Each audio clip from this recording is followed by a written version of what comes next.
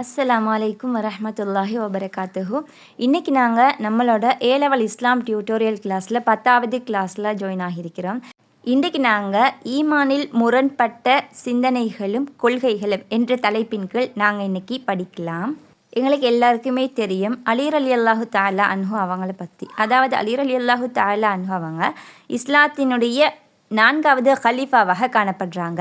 நபி ஸல்லல்லாஹு அலைஹி வஸல்லம் அவங்களோட மௌத்துக்கு பின்னால் வந்த 4 ஹலீஃபாக்களில் கடைசியான இறுதியான ஹலீஃபாவாக அலி ரலியல்லாஹு தஆலா அன்ஹு அவர்கள் காணப்படுகின்றார்கள்.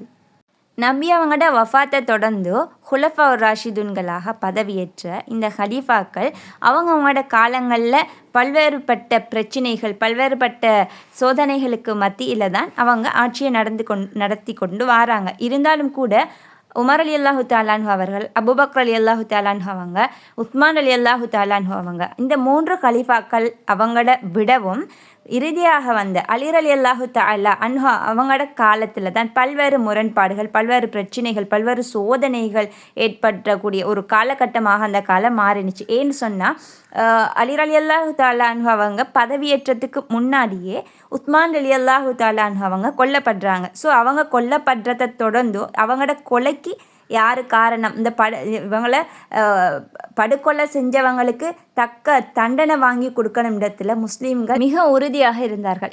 இருந்தாலும் கூட அலி ரலியல்லாஹு தஆலா அன்ஹு அவங்களுக்கு அந்த காலகட்ட சூழ்நிலையில் உடனே தீர்வொண்டை காண முடியாத சுச்சுவேஷன் அவங்களுக்கு இருந்துச்சு. ஸோ அதை சில சஹாபாக்கள் புரிஞ்சு கொண்டாங்க, சில சஹாபாக்கள் அதை புரிஞ்சு கொள்ளலை. ஒரேபடியாக நாங்கள் உஸ்மான் ரலியல்லாஹு தஆலா அன்ஹு அவங்களோட கொலைக்கு காரணமாக இருந்தவங்களுக்கு தண்டனை வாங்கி கொடுத்தே ஆகணும் அப்படின்னு சொல்லி பல பிரச்சனைகள் அங்கே நிலவுது. ஸோ இப்படியான பல பிரச்சனைகளுக்கு மத்தியில் முகம் கொடுத்த அலி ரலியல்லாஹு தஆலா அன்ஹு அவங்களோட ஆட்சியை தொடர்ந்து கொண்டு வராங்க. பல்வேறுபட்ட கருத்து வேறுபாடுகள், முரண்பாடுகள், அரசியல் குழப்பங்கள், என் சஹாபாக்களுக்கு மத்தியிலே கூட உள்நாட்டு போர்கள் நடக்கின்ற அளவுக்கு அந்த காலகட்டம் மிக அதிகமான சோதனைகளுக்கு உட்பட்ட காலகட்டமாக அலி ரலியல்லாஹு தஆலா அன்ஹு அவங்களோட காலகட்டம் காணப்பட்டுச்சு. இப்படியான பல காலத்துக்கு மத்தியில் தான் இந்த ஷிஆன்ற கூட்டம்ன்றதும் தோற்றம் பெறுது. இப்படி பல்வேறுபட்ட சிந்தனை பிரிவுகள், கொள்கைகள் தோற்றம் பெற்றதுக்கான காரணங்களாக நாங்கள் சில காரணங்களாக நாங்கள் குறிப்பிடலாம். முதலாவதாக நாங்கள் இஸ்லாத்துக்கு எதிரான சதிகள்ன்றதை பார்க்கலாம். அதே போல் சஹாபாக்கள் மத்தியில் ஏற்பட்ட அரசியல் ரீதியான பிளவுகள், சஹாபாக்கள் விடயத்தில் எல்லை மீறிய நிலைப்பாடுகள், அல் குர்ஆன் சுன்னா விடயத்தில் போதிய அறிவில்லாமல் நடந்து கொண்டவை, அதே போல் பிற கலாச்சாரங்களினுடைய தாக்கம், பகுத்தறிவுக்கு கொடுக்கப்பட்ட அதிகமான முக்கியத்துவம், சுயநல, மனோ இச்சை, கடும்போக்கு, இப்படியான பல காரணங்களால் தான் பல்வேறுபட்ட சிந்தனைகளும் கொள்கைகளும் ஏற்படுறதுக்கு காரணமாக போகுது. முதலாவதாக நாங்கள் ஷியான்றதை பார்ப்போம். ஷியா என்ற சொல் நாங்கள் அதை மொழி ரீதியாக அணுகணும்னு சொன்னால் அது ஒரு பிரிவு, ஒரு கூட்டம், ஒரு ஆதரவு அணி அப்படின்ற மொழி கருத்துக்களை நாங்கள் கொடுக்கலாம். அதே நேரத்தில் இஸ்லாமிய பரிபாஷையில் ஷியா நாங்கள் எல்லாருமே தெரிஞ்ச ஒரு விஷயம்தான். அதாவது அலி ரலியல்லாஹு தஆலா அன்ஹு அவங்கள மீதும் அவங்களுடைய குடும்பத்தார் மீதும் அளவு கடந்த அன்பை வெளிப்படுத்துறது. அவங்கள அளவு கடந்த அன்பை வெளிப்படுத்துறதோட அவங்களுக்கு முன்னால் இருந்த ஹுலஃபா ராஷிதுன்களான அபூபக்கர் ரலியல்லாஹு தஆலா அன்ஹு அவர்கள், உமர் ரலியல்லாஹு தஆலா அன்ஹு அவர்கள், உஸ்மான் ரலியல்லாஹு தஆலா அன்ஹு அவர்கள், இப்படி இவங்களை மட்டும் இல்லாமல் இன்னும் பல சஹாபாக்களை இவங்க வெறுக்கிறது. அதாவது நபி ஸல்லல்லாஹு அலைஹி வஸல்லம் அவங்களோட மௌத்துக்கு பின்னால் வாரிசு அடிப்படையில் அரசியல் ரீதியாகவும் ஆன்மீக ரீதியாகவும் அப்படியான தலைமைத்துவம்டா அது அலி ரலியல்லாஹு தஆலா அன்ஹு அவங்களுக்கு தான் வந்து சேரணும் அப்படின்னு சொல்லி சண்டை பிடிச்சி சஹாபாக்களில் இருந்து, அதாவது முஸ்லீம்களிலிருந்து வெளியான ஒரு கூட்டமாகத்தான் இந்த ஷியான்றது காணப்படுது. இது ஆரம்பத்தில் ஷியாத்து அலி அப்படின்னு சொல்லிட்டு இவங்க பெயர் பெற்றிருந்தாங்க. இது ஒரு நீண்ட ஒரு வரலாற்றை கொண்ட ஒரு கூட்டமாகத்தான் இந்த ஷியான்ற ஒரு கூட்டம் காணப்படுகின்றது. இருந்தாலும் கூட இப்போ இருக்கக்கூடிய இந்த ஷியான்றதும் அந்த காலத்தில் இருந்த ஷியான்றதும் ஒரே மாதிரியான பிரிவுகளாக இருக்குதான்னு சொல்லி பார்த்தா இல்லை. இப்போ இருக்கக்கூடிய ஷியாவுக்கு மிச்சமே டிஃப்ரெண்ட். அதாவது இஸ்லாத்தில் இல்லாத பல விஷயங்களில் உள்ளடக்கின ஒரு உட்பிரிவாகத்தான் இன்றைய கால ஷியாக்கள் காணப்படுறாங்க. அலி ரலியல்லாஹு தஆலா அன்ஹுவோட காலத்தில் ஏற்பட்ட அரசியல் ரீதியான கருத்து முரண்பாடுகளினுடைய காரணங்களால் தோன்றின பிரிவாகத்தான் இந்த ஷியான்றது காணப்படுகின்றது. எனவே இந்த ஷியாக்களை பற்றி வரைவிலக்கணப்படுத்துறதுல அறிஞர்களிடத்தில் பல்வேறுபட்ட கருத்து வேறுபாடுகள் காணப்படுகின்றது. அதாவது இவர்கள் அரசியல் ரீதியாக பிளவடைந்த ஒரு கூட்டம். அதாவது நபி ஸல்லல்லாஹு அலைஹி வஸல்லம் இவங்க அலி ரலியல்லாஹு தஆலா அன்ஹு அவங்களுக்குத்தான் வாரிசாக இந்த தலைமைத்துவத்தை கொடுத்திருக்கணும் அப்படின்னு சொல்லி அதில் பிரிஞ்சு வந்தவங்கன்னு சொல்லியும் சில அறிஞர்கள் இல்லை, இவங்க வரலாற்று ரீதியாக பார்த்தேன்னு சொன்னால் இவங்க இஸ்லாத்தில் இல்லாத நம்பிக்கைகளின்பால் உள்வாங்கப்பட்டதால் இவங்க பிரிஞ்சவங்கன்னு சொல்லியும் இன்னும் பல கருத்துக்களுக்கு மத்தியில் இந்த ஷிஆண்டத்தை வரைவிலக்கணப்படுத்தி கொண்டு வராங்க. இருந்தாலும் இவங்களோட தோற்றம் எப்படின்றத நாங்கள் இப்போ பார்க்கலாம் வாங்க. எனது ஆன்மா எவன் கைவசம் இருக்கின்றதோ அவன் மீது சத்தியமாக இவரும் இவரை பின்பற்றும் பிரிவினருமே மறுமையில் வெற்றி பெற்றோராவார் அப்படின்னு நபி ஸல்லல்லாஹு அலைஹி வஸல்லம் அவங்க அலி ரலியல்லாஹு தஆலா அன்ஹு அவங்கள பார்த்து கூறினார்கள் என்று சொல்லி ஜாபிர் இப்னு அப்துல்லா ரலியல்லாஹு தஆலா அன்ஹு அவங்களோட பெயரில் ரிவாயத்து செய்யப்பட்டுள்ளதாக கூறப்படும் ஹதீதை இவங்க ஆதாரமாக வச்சு நபி அவங்களோட நபி அவங்க மௌத்தானதுக்கு பின்னால் அபூபக்கர் ரலியல்லாஹு தஆலா அன்ஹு அவங்க தான் ஹலீஃபா பொறுப்புக்காக தெரிவு செய்யப்படுறாங்க. ஸோ அந்த டைம்களில் இல்லை நபி அவங்களுக்கு பின்னால் அவங்களோட வாரிசாக அவங்களோட தலைமைத்துவ ஏற்றுக்கொள்ளக்கூடிய ஒரு மனிதர்ன்னு சொன்னால் அது அலி ரலியல்லாஹு தஆலா அன்ஹு அவங்க தான் அப்படின்னு சொல்லி அதில் பிரிஞ்ச ஒரு கூட்டமாகத்தான் இந்த ஷியாக்கள் காணப்படுறாங்க. ஸோ அவங்களோட தோற்றம்ன்றது அந்த டைம்லேயே தோற்றம் பெற்றுட்டு நபி அவங்களோட மௌத்துக்கு பின்னாலேயே அபூபக்கர் ரலியல்லாஹு அன்ஹு அவங்கள ஹலீஃபாவாக தெரிவு செய்யக்கூடிய அந்த டைம்லேயே தோற்றம் பெற்றுட்டு அப்படின்னு சொல்லி சிலர் சொல்கிறாங்க. அதே போல் இன்னும் சில அறிஞர்கள் சொல்கிறாங்க 3 ஹலீஃபாக்கள் ஆட்சி செஞ்சு கொண்டு வராங்க. முதல் 3 ஹலீஃபாக்களும் அடுத்ததாக அதாவது 3வது ஹலீஃபாவான உஸ்மான் ரலியல்லாஹு தஆலா அன்ஹு அவங்களோட படுகொலை செய்யப்படுறாங்க. அவங்க ஷஹீதாக்கப்படுறாங்க. அந்த கொலைக்கு காரணமாக இருந்தவங்களை கண்டிப்பாக அவங்களுக்கு தண்டனை வாங்கி கொடுத்தே ஆகணும்னு சொல்லி ஆட்சிக்கு வந்திருந்த அலி ரலியல்லாஹு தஆலா அன்ஹு அவங்களிடத்தில் பல சஹாபாக்கள் வேண்டிக் கொண்டாங்க. ஸோ அதை உடனே அலி ரலியல்லாஹு தஆலா அன்ஹு அவங்களால் உடனே பழிக்கு பழி தீர்க்கப்பட வேண்டிய சிச்சுவேஷன் அங்கே காணப்படலை. ஸோ அதை அலி ரலியல்லாஹு தஆலா அவங்க உடனே செய்யலை. ஸோ அது அவங்களுக்குள்ளேயே சஹாபாக்களுக்குள்ளே பல கருத்து வேறுபாடுகள் ஏற்பட்டு அதால் 2 பிரிவினராக சஹாபாக்கள் பிரிஞ்சாங்கன்னு சொல்லியும் அலி ரலியல்லாஹு தஆலா அன்ஹு அவங்களோட சைடில் இருந்தவங்க ஷியத்து அலி அப்படின்னு சொல்லி அழைக்கப்பட்டதாகவும் பல அறிஞர்கள் சொல்கிறாங்க. ஸோ இந்த டைமில் ஷியான்றது தோற்றம் பெறுதுன்னு சொல்லப்படுது.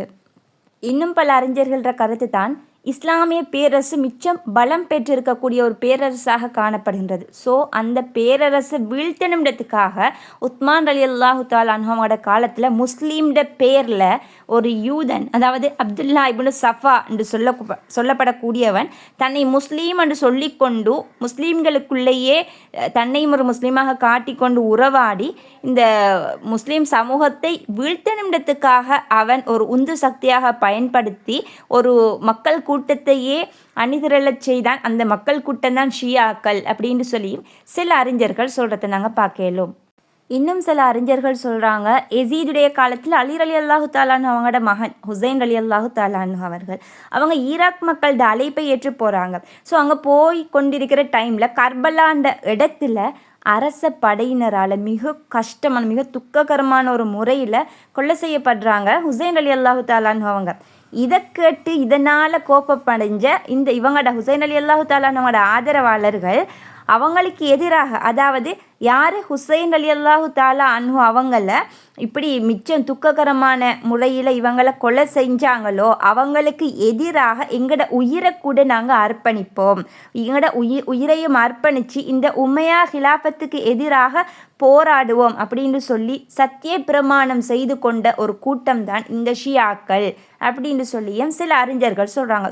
பல்வேறுபட்ட அறிஞர்களுடைய கருத்துக்கு மத்தியில் கர்பலா சம்பவத்தோட தொடர்பான தோற்றம் பற்றி வரக்கூடிய விஷயத்தை நாங்கள் எல்லா அறிஞர்களும் ஏற்றுக்கொண்ட ஒரு ஏகோபித்த ஒரு முடிவாக நாங்கள் எடுக்கலாம்.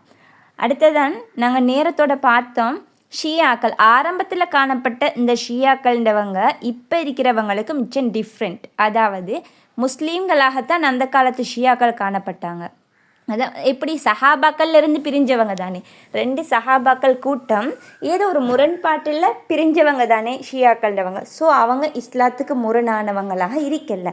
ஆனால் இப்போது இருக்கக்கூடிய இந்த ஷியாக்களுடைய அகீதாவை நாங்கள் பார்க்குற நேரத்தில் பல்வேறுபட்ட கற்பனைகள், இஸ்லாத்துக்கு முரணான அம்சங்கள், இஸ்லாத்துக்கு முரணான நம்பிக்கை கோட்பாடுகள், இஸ்லாம் தடுத்த பல விஷயங்களை இவங்களோட அகீதாவாக இவங்க வைத்து கொண்டிருக்கிறார்கள். அதாவது இவங்க ஒரு முஸ்லீமே இல்லை என்று சொல்லக்கூடிய ஒரு அளவுக்கு இவங்களோட அகீதா காணப்படுகின்றது. இமாமத் தலைமைத்துவம், இமாமத்ன்றது தலைமைத்துவம் அப்படின்னு சொல்லி தமிழில் நாங்கள் மொழிபெயர்ப்பு செய்யலாம். இது ஷியாக்களினுடைய அகீதாவாக காணப்படுகின்றது. அதாவது இமாமத்துக்கு உரியவர், இமாமத்தில் இப்போது கடமையாற்றி கொண்டு இருக்கிறார் என்று சொன்னால் அவருக்கு கீழே ஒருத்தரை நியமிப்பார். அதாவது அவர் எப்படிப்பட்டவர் என்றால் தெய்வீக அந்தஸ்து பெற்ற ஒருத்தராக இருக்கணும்னு சொல்லி நம்புவாங்க. அப்படி இல்லைன்னு சொன்னால் ஏற்கனவே இருக்கக்கூடிய ஒரு இமாமால் இவர் தெரிவு செய்யப்படணும் அப்படின்னு சொல்லுவாங்க, நம்புவாங்க. இதுக்கு உதாரணம் காட்டுறாங்க நபி ஸல்லல்லாஹு அலைஹி வஸல்லம் அவங்க அலி ரலியல்லாஹு தஆலா அன்ஹு அவங்கள பார்த்து தன்னுடைய வாரிசு அப்படின்னு சொல்லியிருக்காங்க. எனவே நாங்களும் எங்களுக்கு கீழே ஒருத்தரை நாங்கள் வாரிசாக ஒரு தலைவரை நாங்கள் நியமித்தோம்னு சொன்னால் அது கூட ஒரு சுன்னாவாக போயிடும். நபி ஸல்லல்லாஹு அலைஹி வஸல்லம் அவங்கள கட்டுப்பட்டு நடப்பது போன்றதாகும் என்று சொல்லி இவங்க நம்பிக்கை கொள்கிறாங்க. இந்த நம்பிக்கை தான் அலி ரலியல்லாஹு தஆலா அன்ஹு அவங்கள மட்டுமே நேசித்து மற்ற ஹலீஃபாக்களை எல்லாம் வெறுக்கிறதுக்கு காரணமாக இருந்துச்சுன்றதை நாங்கள் பார்க்கலாம்.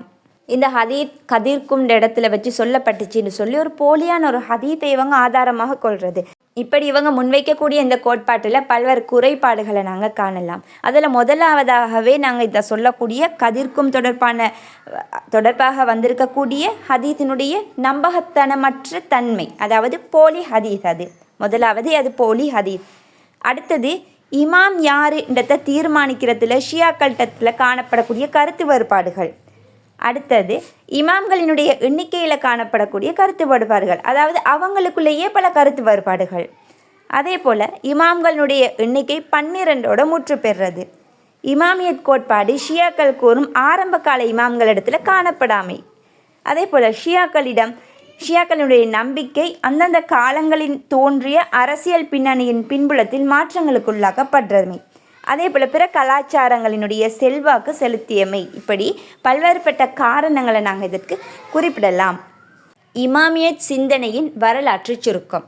இப்போது முதல் இமாம் அப்படின்ட்டு அலி ரலியல்லாஹு தஆலா அன்ஹு அவர்களைத்தானே ஷியாக்கள் இமாம் என்று சொல்கிறாங்க. எங்களோட முதல் இமாம் அலி ரலியல்லாஹு தஆலா அன்ஹு அவர்கள். ஸோ அவங்கள்ட்டையே கூட இந்த இமாமத் கோட்பாடு இருக்கல.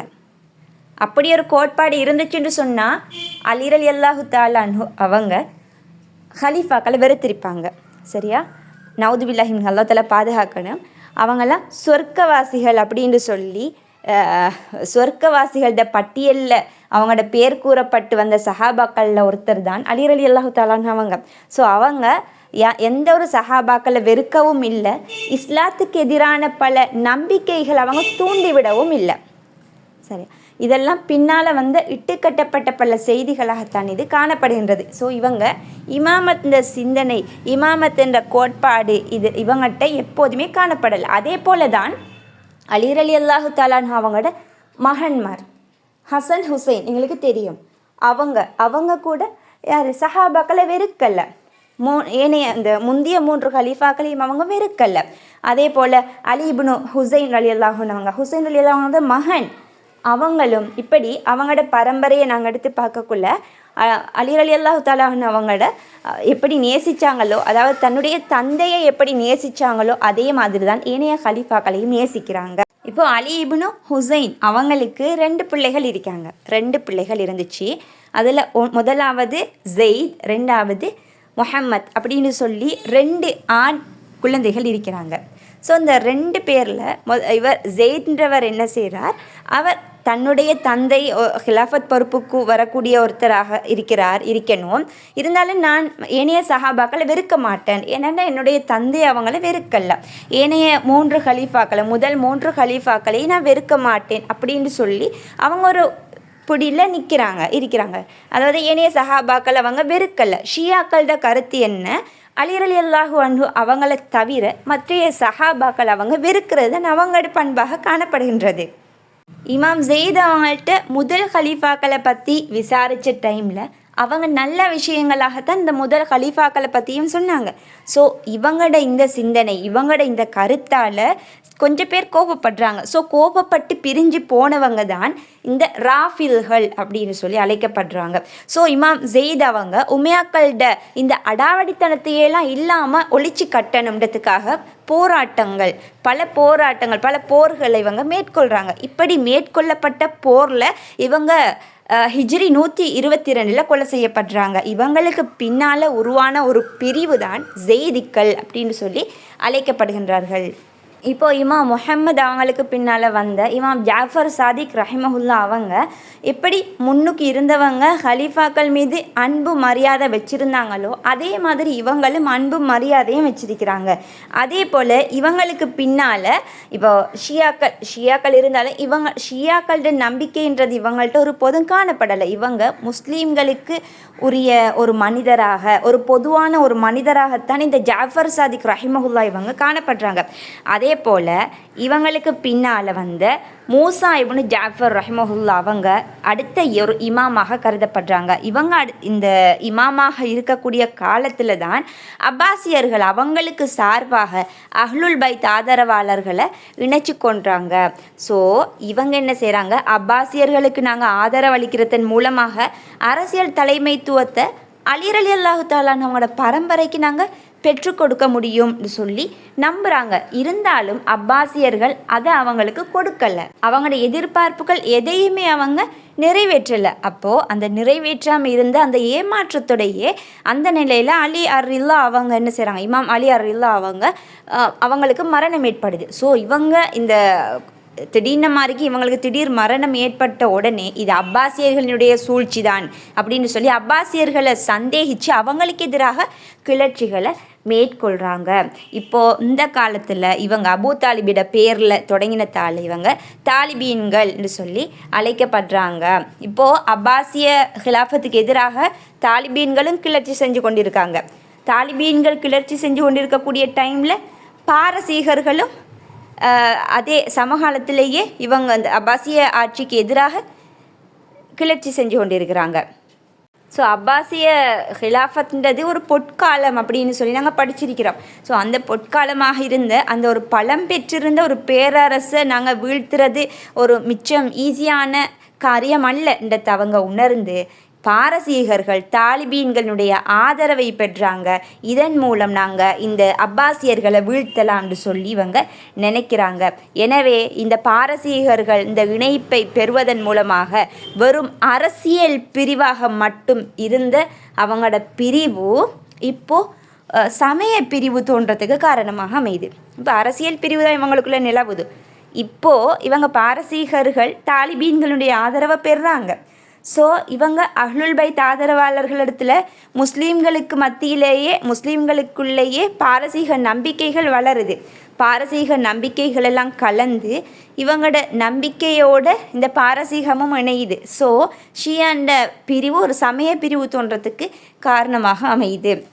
இப்போ பாரசீகர்கள நடவடிக்கைகள் எப்படின்னு சொன்னால், அதாவது அவங்களோட இப்போது ஒரு இமாம் மௌத்தாகிறாருன்னா அவரோட மூத்த பிள்ளைக்குத்தான் அந்த பதவி போகிற அப்படின்னு சொல்லித்தான் அவங்களோட மரபு மரபு காணப்பட்டுச்சு. அதே மாதிரி இப்போது இவங்களுக்குள்ளேயும் வருது. அதாவது இமாம் ரில்லா அவங்க மௌத்தாகிறாங்க தானே, அவங்களோட மௌத்தை தொடர்ந்து மரணிக்கக்கூடிய எல்லா இமாம்களினுடைய மூத்த புதல்வர் தான் அடுத்த இமாம். இப்படி 11வது இமாமாக இருக்கக்கூடிய ஹசன் இப்னு அலி அல் அஸ்கரி என்று சொல்லக்கூடியவர் அவர் ஹிஜ்ரி 260 மௌத்தாகிறார். இவர் மௌத்தாகிற டைமில் இவரோட மூத்த பிள்ளைக்கு வயசு 5. ஸோ இவர் 5 வயசு சிறுவனாக இருக்கிற அந்த டைம்லேயே இந்த மூத்த மகன் இவர் இமாமாக தெரிவு செய்யப்படுறார். ஸோ இமாமாக தெரிவு செய்யப்பட்டு கொஞ்ச நாள்லேயே இவரும் மௌத்தாகிறார், மரணிச்சு போயிடுறார். ஸோ இவரும் மரணிச்சிட்டாருன்னு சொன்னால் இப்போ இவங்களோட மரபு வழி மௌத்தாகக்கூடிய இமாம்ட மூத்த மகன் தானே. ஸோ இந்த பொடியன், இந்த சிறுவன் 5 வயசு சிறுவன், ஸோ இவரும் மௌத்தாகிட்டாருன்னு சொன்னால் நாங்கள் என்ன செய்கிறதுன்னு சொல்லி குழம்பி போனாங்க.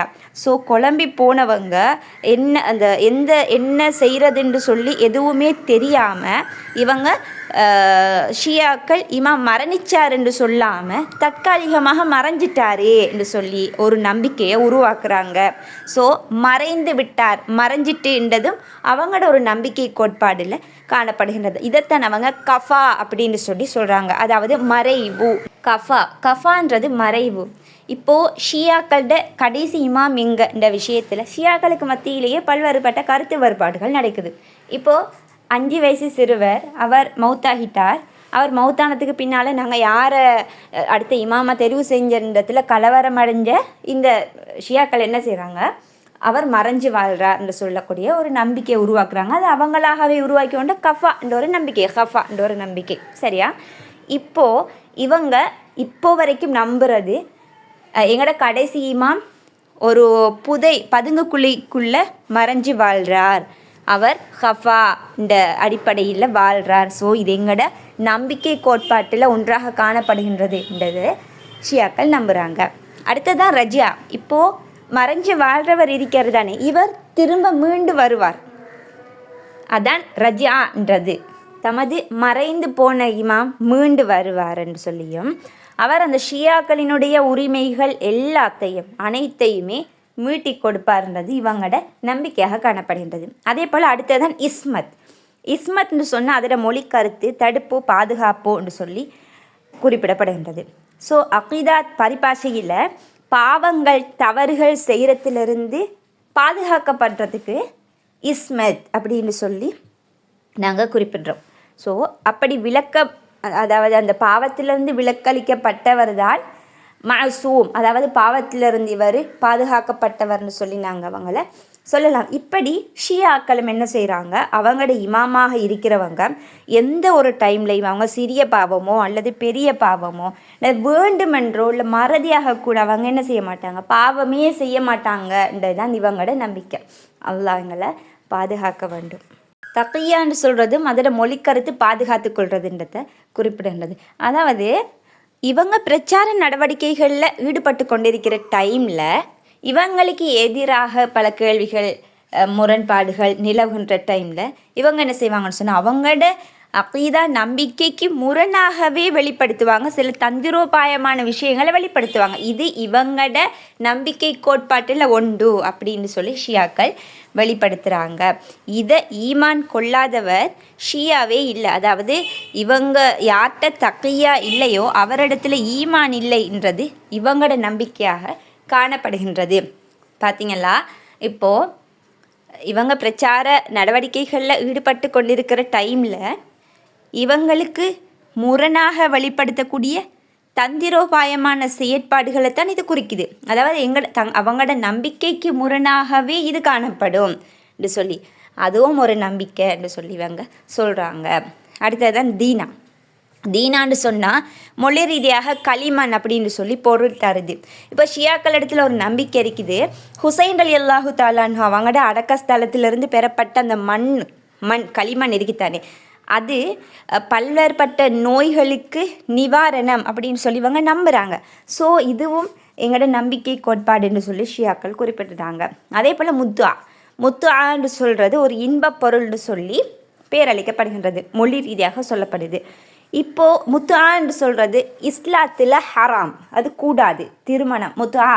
திருமணம்ன்றது கூடாது. ஆனால் இவங்களோட ஷியாக்கள் இடத்துல இந்த முத்துஆன்றது இதை நிராகரித்தவர் மார்க்கத்தையே நிராகரிச்சிட்டார் அப்படின்னு சொல்கிற அளவுக்கு இவங்களோட நம்பிக்கை கோட்பாடு. அதாவது இஸ்லாத்தில் நிரந்தரமாக ஹராமாக்கப்பட்ட இந்த முத்துஆ திருமணத்தை ஷியாக்கள் அவங்களோட சமய நம்பிக்கையில் மிக முக்கியமான ஒரு அமலாக இவங்க கருதுகிறாங்க. அதாவது தற்காலிகமாக பல்வேறுபட்ட நிபந்தனைகளோட திருமணம் முடிச்சு கொள்வது, இதுவும் இவங்களோட அகீதாவுல ஒன்றாக காணப்படுகின்றது. ஷியாக்களின் உட்பிரிவுகள்.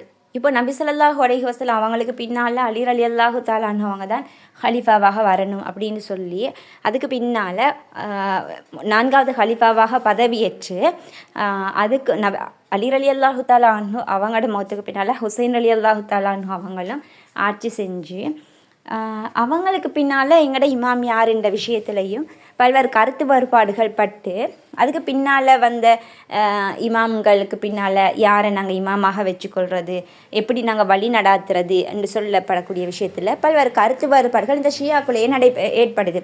ஸோ இவங்களுக்குள்ளேயே நிறைய கிளைகள் 70க்கு மேற்பட்ட கிளைகள் கூட இந்த ஷியாக்களோட உட்பிரிவுகளாக காணப்படுகின்றதுன்னு சொல்லி அறிஞர்கள் குறிப்பிடுறாங்க.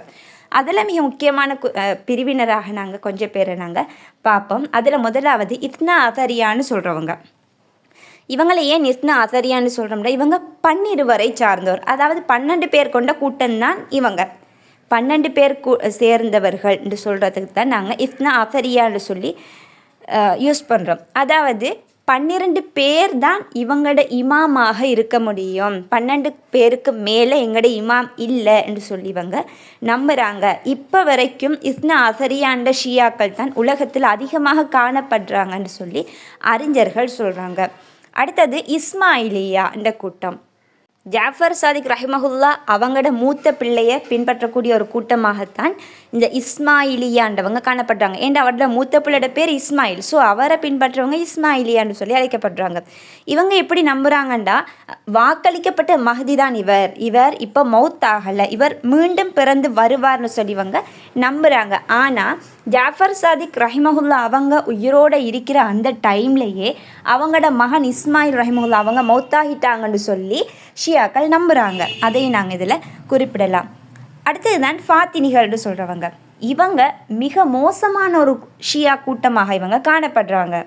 அதாவது இஸ்மாயிலிய லட்சிய பணிக்காக தன்னை அர்ப்பணித்து கொண்டு பகல் முழுவதும் நோன்பு நோற்று இரவு முழுவதும் நின்று வணங்கி அந்த அவங்களுடைய அமல்களின் மூலமாக ஒரு கூட்டத்தையே உருவாக்கி அந்த கூட்டத்தை தான் ஃபாத்தினிகள் அப்படின்னு சொல்லியவர் பெயர் வைக்கிறார்.